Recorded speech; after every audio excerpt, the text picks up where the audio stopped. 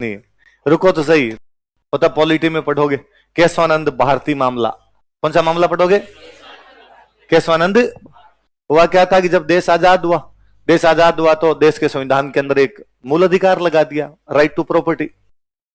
कौन सा मूल अधिकार दे दिया? संपत्ति का अधिकार, राइट टू प्रॉपर्टी। जिसके पास जितनी संपत्ति अपने रख सकता है। अब जब संविधान लागू कर दिया तब लोगों के समझ में आया, भाई साहब ये क्या कर गए, देश में कुछ लोगों के पास तो संपत्ति ज्यादा है, कुछ के पास में संपत्ति है ही नहीं, उनके पास संपत्ति का नाम ही नहीं है। तो क्या किया जाए? तो जिनके पास है इनसे छीनो और इनकी छीन के उनको दो जिनके पास में नहीं। तो क्या संपत्ति का अधिकार तो मूल अधिकार है। तो फिर चेंज लाए, पहला संविधान संशोधन ही लेके आए और चेंज लाके बाद में कहा कि नहीं साहब, संपत्ति का अधिकार मूल अधिकार नहीं, ये कानूनी अधिकार है। कैसा अधिकार है? कानूनी अधिकार। और हम जमीनों को छीनी जा सकता है, जमीनों को छीनने के लिए कानून लेके कि जमीनों को छीना जा सकता है और जमीन को छीन के और उन लोगों को बांटा जा सकता है जिन लोगों के पास में जमीनें नहीं, और इसके खिलाफ कोई मुकदमा नहीं होगा। कोई भी मुकदमा सरकार, आप कोर्ट में नहीं जा सकते सरकार के खिलाफ। लेकिन जब सरकार ने जमीनें छीननी शुरू की, लोग कोर्ट में गए और लोगों ने कहा कि जब राइट टू प्रॉपर्टी मूल अधिकार है फिर हमसे छीना कैसे जा सकता है। तो कई सारे मुकदमे हुए इसके अंदर। उसमें एक मुकदमा है केशवानंद भारती वर्सेज केरल स्टेट। कौन सा मुकदमा है? केशवानंद भारती वर्सेज केरल। केशवानंद भारती केरल में एक मठ हुआ करता, मठ होते हैं बाबा जी के मठ, वहां मठ के बाबा जी थे, अब मरे हैं कोरोना में पिछले साल। केशवानंद भारती जिंदा थे अब तक। केशवानंद भारती के मठ के बाबा जी हैं। अपने गांव में मंदिर मठ होते हैं, उनके पास जमीनें होती है ना, वो बड़ा मठ था तो उसके पास खूब सारी जमीन थी और केरल की गवर्नमेंट ने जमीन छीन ली। तो बाबा जी चले गए कोर्ट में और बाबा जी ने कहा राइट टू प्रॉपर्टी है साहब, और आप जमीन कैसे छीन सकते हो। अब ये मुकदमे पहले से चल ही रहे थे, कोर्ट तंग आ रखा था, कोर्ट कभी कुछ ही डिसीजन दे रहा था, कभी कुछ ही डिसीजन दे रहा था। फिर फाइनली सुप्रीम कोर्ट ने इसमें एक वर्डिक्ट दिया, इसमें एक डिसीजन दिया 24 अप्रैल 1973 को। कब दिया? और उनका ये बात तो छोड़ो क्या है क्या नहीं है, सिंपल बात यह है कि क्या संसद संविधान में संशोधन कर सकती है या नहीं कर सकती। कि पहले तो संसद ने यह कहा था कि संपत्ति का अधिकार मूल अधिकार है और बाद में संसद ने कह दिया कि संपत्ति का अधिकार मूल अधिकार नहीं है। इसका मतलब संसद जो चाहे संविधान में संशोधन कर सकती है। तो आप तो यह बता दो कि क्या यह पार्लियामेंट का एब्सोल्यूट राइट है क्या कि वो संविधान में संशोधन कर सकती है नहीं कर सकती। और सुप्रीम कोर्ट ने कहा है, संसद संविधान में किसी भी प्रकार का कोई भी चेंज कर सकती है, लेकिन उसके मूल ढांचे को प्रभावित नहीं कर सकती। उसका जो बेसिक स्ट्रक्चर है उसको चेंज। तो माननीय सर्वोच्च न्यायालय ये बताया जाएगी वो मूल ढांचा क्या होता है उनका, ये तो हमें नहीं पता। तो कब बताओगे? जैसे जैसे मुकदमे आएंगे वैसे वैसे हम बताते रहेंगे।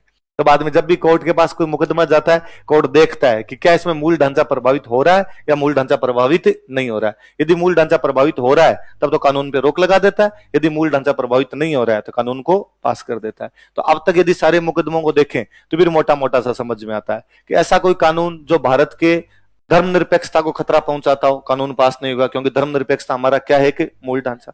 ऐसा कोई कानून जो भारत के लोकतंत्र को नुकसान पहुंचाता हो, पारित नहीं होगा, क्योंकि वो हमारा क्या है? मूल ढांचा। ऐसा कोई कानून जो भारत के गणतंत्र को नुकसान पहुंचाता हो, पारित नहीं होगा, क्योंकि वो हमारा क्या है? मूल ढांचा। ऐसे ही मोटी मोटी चीजें देखेगी कि यार ये मूल ढांचा है। 2014 में बीजेपी की गवर्नमेंट आई और बीजेपी गवर्नमेंट ने आगे कहा सब न्यायाधीश कैसे चुने जाए ये हम तय करें। अब तक भारत में न्यायाधीश कैसे चुने जाते हैं कि सुप्रीम कोर्ट के न्यायाधीश बताते हैं कि सुप्रीम कोर्ट में न्यायाधीश कौन होगा। सुप्रीम कोर्ट के न्यायाधीश ये बताते हैं कि सुप्रीम कोर्ट का न्यायाधीश कौन। इसलिए पिछले 70 साल में भारत में सुप्रीम कोर्ट के न्यायाधीश 35 परिवारों के लोग ही हुए हैं। 30-35 परिवार ही है, वो अपने अपने बना रहे हैं। भाई मैं सुप्रीम कोर्ट का न्यायाधीश हूं, मेरे से पूछा गया सुप्रीम कोर्ट का अगला न्यायाधीश कौन होना चाहिए, तो मेरा बुआ का बेटा, दूसरा कोई क्यों योग्य है वो है। आगे मेरे बुआ के बेटे से पूछा गया तो उसने अपने दूसरे बुआ के बेटे का नाम बताया। इसलिए एक ही परिवार के पास घूम रहा है। इसलिए बीजेपी गवर्नमेंट है, बीजेपी गवर्नमेंट ने आगे कि नहीं साहब, सुप्रीम कोर्ट वाले तो सुप्रीम कोर्ट के न्यायाधीश चुनेंगे, साथ में हमारे मंत्री और बैठेंगे और हमारे मंत्री भी बताएंगे कि किसको चुनना है किसको नहीं चुनना। और पास करवा लिया इन्होंने बिल, पूरी सारी पार्टियां राजी, पार्टियों का पास करो, रहे सही है, अपने को भी मौका मिलना ही चाहिए न्यायाधीश चुनने का। अब सुप्रीम कोर्ट बिल जो भी जाता है सुप्रीम कोर्ट उसको चेक कर सकता है, जो भी बिल पारित हुआ। बिल जैसे एक्ट बना सुप्रीम कोर्ट के अंदर गया, सुप्रीम कोर्ट ने कहा कि इस बिल को हम रद्द करते हैं। क्यों रद्द करते हो साहब? तो कहा ये मूल ढांचे को प्रभावित करता है।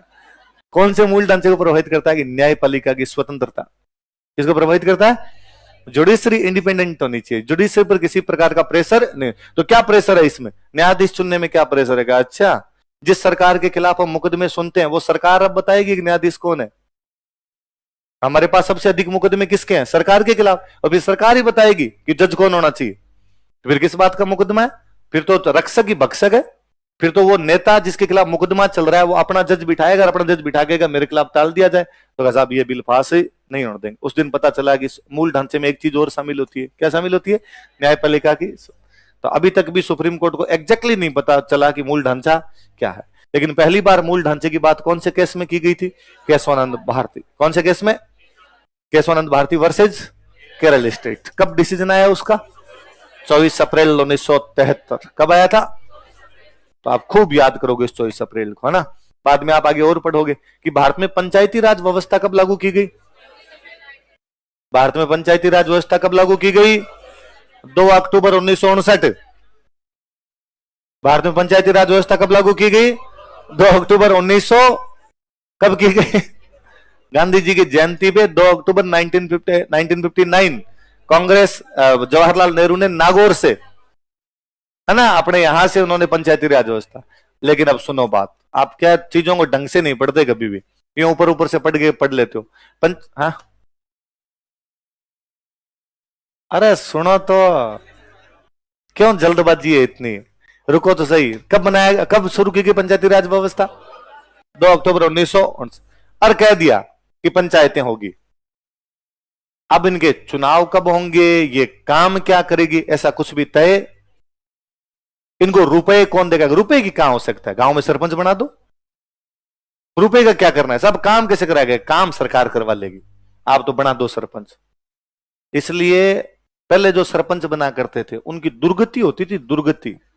मैंने बताई थी नहीं बात पहले, है ना, कि पहले यदि कोई एक बार सरपंच रह गया तो बर्बाद हो जाया करता था आदमी। तो बीच में एक बार 15 साल के लिए लोग सरपंच रह गए थे, उनकी तो 3 पीढ़ियां बर्बाद हुई थी बात। तो बाद में 73वां और 74वां संविधान संशोधन लाए और उन संविधान संशोधन में कहा गया पंचायती राज और नगर निगम को सब्जेक्ट दिए जाए। क्या दिए जाए? कि काम क्या करे, काम तो तय करें, और जब काम तय करेंगे तो रुपए भी दो, इनको वित्तीय सहायता प्रदान की जानी चाहिए। वो जो डिसीजन आया था, 73वां संविधान संशोधन जो लागू किया गया था, वो किया गया 24 अप्रैल 1993 में। कब किया गया? तो पंचायती राज व्यवस्था कब लागू हुई? 73वां संविधान संशोधन कब लागू हुआ? 24 अप्रैल 1993। इस संविधान संशोधन द्वारा पंचायती राज व्यवस्था को शक्तिशाली बनाया गया। इस संविधान संशोधन द्वारा पंचायती राज व्यवस्था को वित्तीय सहायता तथा सब्जेक्ट प्रदान किए गए। इसलिए हम कहते हैं पंचायती राज दिवस कब आया? 24 अप्रैल। पहले पड़ी बात, तो वो भी डेट है। वो डेट क्या आती है? 24 अप्रैल 1993। तो मेवाड़ प्रजामंडल कब बना? 24 अप्रैल 1938। केशवानंद भारती मामला कब आया? 24 अप्रैल 1973। और ठीक उसी दिन 24 अप्रैल 1973 को सचिन रमेश तेंदुलकर, सचिन का बर्थडे।